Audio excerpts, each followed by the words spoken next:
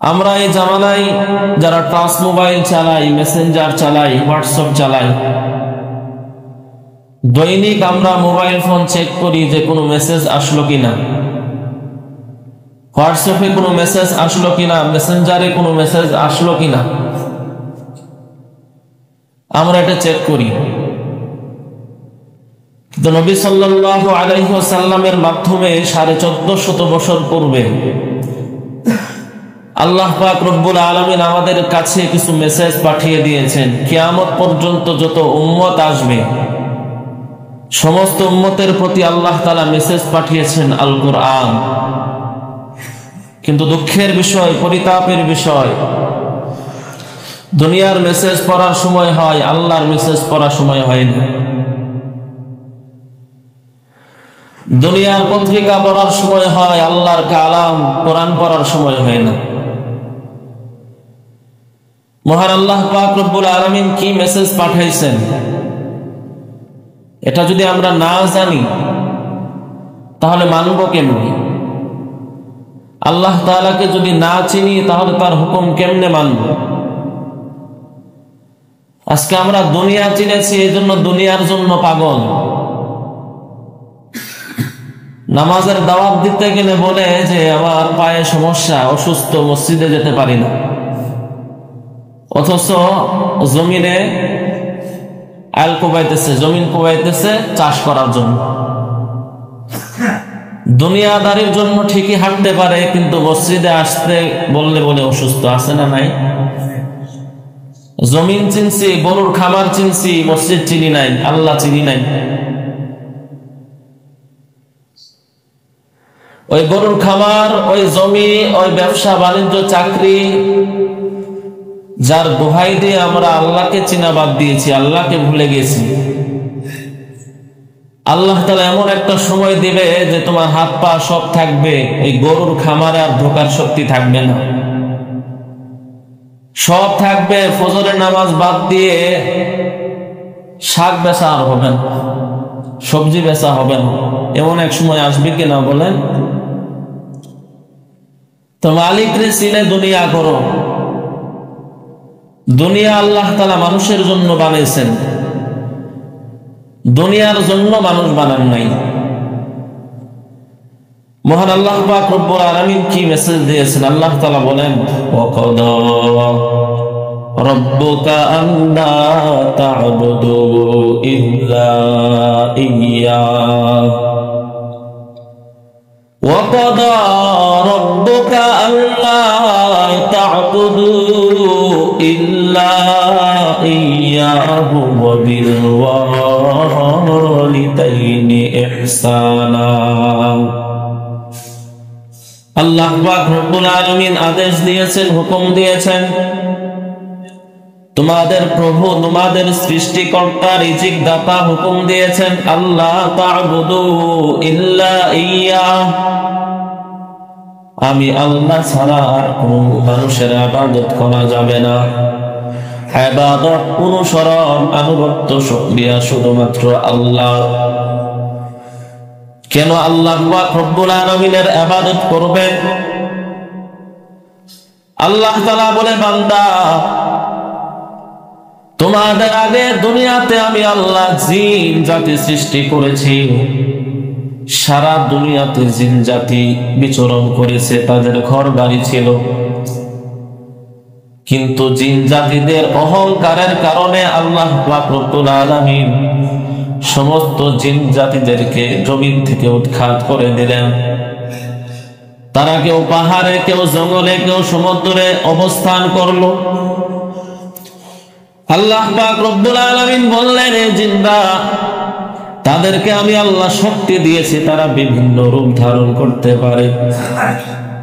এই জিন জাতিদেরকে দুনিয়া থেকে সরায় দাও, অচিরে আমি আল্লাহ দুনিয়াতে এমন একটা সৃষ্টি করব, মানুষ সৃষ্টি করব, যে মানুষের ভিতরে আমি আল্লাহ তাআলা ভালো মন্দ বুঝার শক্তি দান করব। কোনটা ভালো, কোনটা মন্দ, তার বিবেকের কাজে সে বুঝতে পারবে।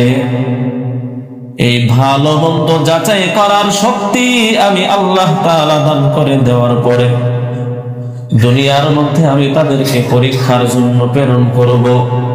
যারা ভালো কাজ করবে ফারিকুম ফিল জান্নাতি ওয়া ফারিকুম ফিস সাঈর, যারা ভালো কাজ করবে আমি আল্লাহর আদেশ অনুযায়ী চলবে, কথা অনুযায়ী চলবে, সেই সমস্ত বান্দারা পরকালে জান্নাতি হয়ে যাবে। বলেন সুবহানাল্লাহ। ওয়া ফারিকুম ফিন্নার, দুনিয়াতে দলাদলির অভাব নাই, কিন্তু মরণের পরে দুইটা দল হবে। একটা দল হবে জান্নাতের দল, আর একটা দল হবে জাহান্নামীদের দল। আল্লাহ পাক রব্বুল আলামিন বলেন, ওয়া কাদা রাব্বুকা আল্লা তা'বুদু ইল্লা ইয়্যাহ, হে বান্দা তোমরা শুধুমাত্র আমি আল্লাহর ইবাদত করবা। অপর আয়াতে আল্লাহ তাআলা বলেন, ওয়া মা খালাকতুল জিন্না ওয়াল ইনসা ইল্লা লিয়া'বুদুন, আমি আল্লাহ জিন এবং মানুষকে সৃষ্টি করেছি শুধুমাত্র আমি আল্লাহর ইবাদত করার জন্য। তাহলে আল্লাহর ইবাদত করব, খাওয়া দাওয়ার দরকার নাই। আল্লাহ বলে, না রে বান্দা, কুলু ওয়াশরাবু, বান্দা তুমি যেটা খাইবা এই খাওয়াটাও ইবাদত, বান্দা তুমি যা পান করবা সে পান করাটাও ইবাদত। তবে দুইটা পদ্ধতি। এক নাম্বার পদ্ধতি হচ্ছে তরিকায়ে রাসূল, রাসূল কেমনে বলেছেন, কেমনে খেয়েছেন, খাওয়ার সুন্নাত আদায় করা। দ্বিতীয় নাম্বার নিয়ত থাকবে আল্লাহ তাআলাকে রাজি খুশি করা। এই খাওয়ার মাধ্যমে আমার শক্তি হবে, এই শক্তির মাধ্যমে আমি আমার আল্লাহর জিকির করব, এই শক্তির মাধ্যমে আমি আল্লাহর ইবাদত করব, নামাজ পড়ব। রাসূলের তরিকায় আল্লাহ তাআলাকে রাজি খুশি করার জন্য বান্দা যা করবে সবগুলো ইবাদত হিসাবে গণ্য হয়ে যাবে। বলেন সুবহানাল্লাহ। মাঠে কাজ করা, রিকশা চালানো, ব্যবসা করা সব ইবাদত। আল্লাহ তো নিজেই বলেছেন, ফজরের নামাজ পড়ে বের হয়ে যাও রিজিকের জন্য। তোমার ফ্যামিলি পরিবারকে চালানোর জন্য যেটা রুজি রোজগার করবা সেই রুজি রোজগার করাটাও ইবাদত, তবে হালাল পন্থায় করতে হবে, রাসূলের তরিকায় করতে হবে। বান্দার 24টা ঘন্টায় হবে ইবাদত। বান্দা শুধু দুইটা কাজ করবে। এক নাম্বার কাজ হচ্ছে রাসূলের তরিকা, রাসূলের পদ্ধতি। দ্বিতীয় নাম্বার কাজ হচ্ছে আমার মাওলাকে রাজি খুশি করা। আল্লাহ পাক রব্বুল আলামিন কোরআনের যেখানে বলেছেন, বান্দা তোমরা আমি আল্লাহর ইবাদত করবা, যেখানে বলেছেন ইবাদত করো, সাথে সাথে আল্লাহ পাক রব্বুল আলামিন বলেন, ওয়া বিল ওয়ালিদাইনি ইহসানা, তোমার পিতা মাতার সাথে ভালো ব্যবহার করবা। যেখানে আল্লাহ ইবাদতের কথা বলেছেন, এই কোরআন আল্লাহর কালাম, আল্লাহর কথা। আল্লাহ তাআলা যত বড়, আল্লাহ পাক রব্বুল আলামিনের কথাও তত বড়। আল্লাহ পাক রব্বুল আলামিনের যত শান, তার কথারও তত শান। আল্লাহ পাক রব্বুল আলামিন এই কোরআন নাজিল করেছেন, কোরআনটা আল্লাহর কথা।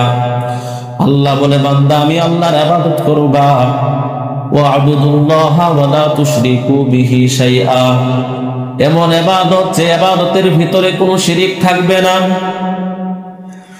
কুল ইন্নামা আনা বাশারুম মিসলুকুম ইউহা ইলাইয়া আন্নামা ইলাহুকুম ইলাহুন ওয়াহিদ ফামান কানা ইয়ারজু লিকাআ রাব্বিহি ফালইআমাল আমালান সালিহান ওয়া লা ইউশরিক বিইবাদাতি রাব্বিহি আহাদা। আল্লাহ পাক রব্বুল আলামিন বলে, যারা আমি আল্লাহ তাআলার নিকটবর্তী হইতে চায় তারা যেন দুইটি কাজ করে।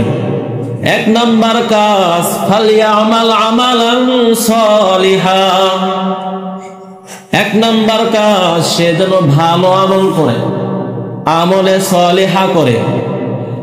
আমলে সালিহার অনেক ব্যাখ্যা রয়েছে, এর মধ্যে সবচাইতে বড় ব্যাখ্যা হচ্ছে পিতামাতার সাথে সদ্ব্যবহার করা। ওয়াবিল ওয়ালিদাইনি ইহসানা, আল্লাহ তাআলা বান্দার কাছে মেসেজ পাঠাইছে, বান্দা তোমার পিতা মাতার উপরে ইহসান করো, ভালো ব্যবহার করো, তাদের থেকে দোয়া নাও, তাদের জন্য দোয়া করো। গত সপ্তাহে আলোচনা করেছিলাম পিতা মাতার প্রতি, সন্তানের প্রতি পিতা মাতার হক, 10টি হক সম্পর্কে আলোচনা করেছিলাম। সন্তান তার পিতা মাতার দায়িত্ব তার কাছে আছে। সন্তানের প্রতি পিতা মাতার হক, 1 নম্বর হক ওয়াবিল ওয়ালিদাইনি ইহসানা, পিতা মাতার সাথে সৎ ব্যবহার করা, ভালো ব্যবহার করা, দোয়া নেওয়া। একটা সন্তান তখনই দোয়া নিতে পারে যখন পিতা মাতার সাথে সে সৎ ব্যবহার করে। আজকে পিতা মাতার সাথে সৎ ব্যবহার যারা করে না, তাদের দুনিয়াও ধ্বংস, আখিরাতও ধ্বংস হয়ে যাবে। গত সপ্তাহে বলেছিলাম, লোকমান হাকিম বলেন, তোমার পিতা মাতা যদি খারাপ হয়, তারপরেও তোমার পিতা মাতার সাথে খারাপ ব্যবহার করা যাবে না। হযরতে আবু হুরায়রা রাদিয়াল্লাহু তাআলা আনহু, হাদিসে যার নাম সবচাইতে বেশি আসে, আমরা সকলে চিনি। এই আবু হুরায়রার মা হচ্ছে মুশরিকা, এখনো ইসলাম গ্রহণ করে নাই। নবী সাল্লাল্লাহু আলাইহি সাল্লামের কাছে যাওয়াতে তাকে আরো মারে, গালি দেয়। তখন আবু হুরায়রা গিয়ে বলে, ইয়া রাসূলুল্লাহ, ইয়া হাবিবাল্লাহ, আমার মায়ের জন্য কিছু কথা বলতে চাই। নবীজি বলে, না, মায়ের ব্যাপারে কোনো নালিশ নাই, কোনো বিচার নাই। আবু হুরায়রা বলে, না না, আমি আমার মায়ের জন্য বিচার নিয়ে আসি নাই, আমি আমার মায়ের জন্য দোয়া চাইতে আসছি।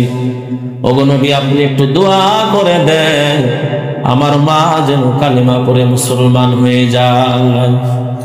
দেখেন, নবীজির কাছে গেছে যে মায়ের জন্য বিচার দেবা, মায়ের জন্য নালিশ করবা না, তোমার মা যদি খারাপও হয় তারপরেও মায়ের খেদমত করতে হবে। এবার আবু হুরায়রা রাদিয়াল্লাহু তাআলা আনহু দৌড় দিছে বাড়িতে, যে নবীজি তো দোয়া করছে যে মা কালেমা পড়ে মুসলমান হবে। আবু হুরায়রা দৌড় দিছে। দৌড়াও কেন? কই দেখি নবীজির দোয়া আগে পছন্দ নাকি আমি আগে পছন্দ। হযরত আবু হুরায়রা বাড়িতে যায়, ডাক দিয়ে মা, ও মা, ভয়ে ভয়ে ডাক দেয়, কারণ মা নিষেধ করেছে মুহাম্মদের দরবারে যাওয়া যাবে না। এবার মা নরম কণ্ঠে ডাক দেয়া বলে, সন্তান, আমি তো তোমাকে খুঁজতেছি, তুমি কোথায় গিয়েছো? আমার দিলটা বড় নরম লাগতেছে, আমাকে নিয়ে যে মুহাম্মদের কাছে কালেমা পড়ায় মুসলমান বানায়া দাও। এজন্য মা বাবার হক হচ্ছে তাদের সাথে আদবের সাথে কথা বলা। আল্লাহর মেসেজ, আল্লাহর কথা, আল্লাহ নির্দেশ দিয়েছেন। হযরতে বাইজিদ বুস্তামি রাহমাতুল্লাহি আলাইহি, জগৎ বিখ্যাত আল্লাহর ওলি। বাইজিদ বুস্তামি এমনি আল্লাহর ওলি হয় না। দুনিয়াতে কোনো সন্তান বড় হইতে পারে না মায়ের দোয়া ছাড়া। দুনিয়াতে যেই সমস্ত সন্তান বিভিন্ন লাইনে বড় হয়ে আছে, খবর নিয়ে দেখবেন এই সন্তানের প্রতি তার মায়ের দোয়া বড় বেশি। বাইজিদ বুস্তামি রাহমাতুল্লাহি আলাইহি ছোট সন্তান।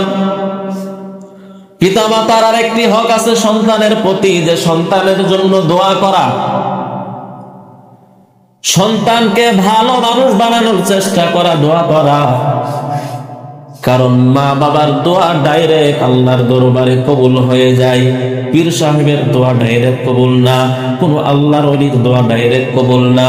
হাদিসে এসেছে, মা যদি সন্তানের জন্য হাত উঠায়া দোয়া করে, এই দোয়াটা সরাসরি আল্লাহর দরবারে পৌঁছে যায়, কোন পর্দা থাকে না। আল্লাহ পাক রব্বুল আলামিন বলেছেন, তোমরা মায়ের খেদমত করবা, বাবার খেদমত করবা, ভালো ব্যবহার করবা, দোয়া নিবা।